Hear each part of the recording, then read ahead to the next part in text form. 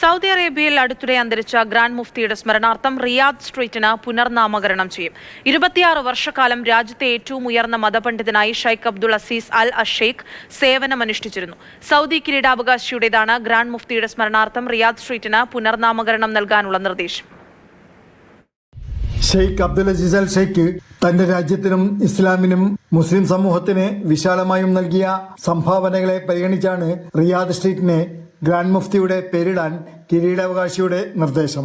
ശരീഅത്ത് വ്യാഖ്യാനിക്കുകയും നിയമപരവും സാമൂഹികവുമായ കാര്യങ്ങളിൽ ഫത്വകൾ പുറപ്പെടുവിക്കുകയും ചെയ്തുകൊണ്ട് 26 വർഷക്കാലം രാജ്യത്തെ ഏറ്റവും ഉയർന്ന മതപണ്ഡിതനായി ഷെയ്ഖ് അബ്ദുൽ അസീസ് അൽ ഷെയ്ഖ് സേവനമനുഷ്ഠിച്ചിട്ടുണ്ട്. സെപ്റ്റംബർ 23-നാണ് സൗദി അറേബ്യയിലെ മുൻ ഗ്രാൻഡ് മുഫ്തി ഷെയ്ഖ് അബ്ദുൽ അസീസ് അൽ ഷെയ്ഖ് അന്തരിച്ചത്.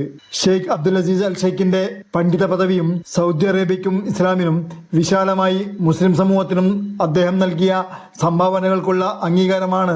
ഇത് സംബന്ധമായി സൗദി കിരീടാവകാശി മുഹമ്മദ് ബിൻ സൽമാൻ പുറപ്പെടുവിച്ച നിർദ്ദേശമെന്ന് സൗദി പ്രസ് ഏജൻസി റിപ്പോർട്ട് ചെയ്തു. ഇസ്ലാമിക കർമ്മശാസ്ത്ര പഠനത്തിനും വേണ്ടി സമർപ്പിച്ച ഒരു ജീവിതത്തെയും ഇസ്ലാമിനെ കുറിച്ചുള്ള ഗ്രാഹ്യത്തിൽ അദ്ദേഹം ആളുകൾക്ക് നൽകിയ മാർഗനിർദ്ദേശത്തെയും ഇസ്ലാമിക പഠനത്തിനും വിദ്യാഭ്യാസത്തിനും അദ്ദേഹം നൽകിയ സുപ്രധാന സംഭാവനകളും പരിഗണിച്ചാണ് ഈ നിർദ്ദേശം.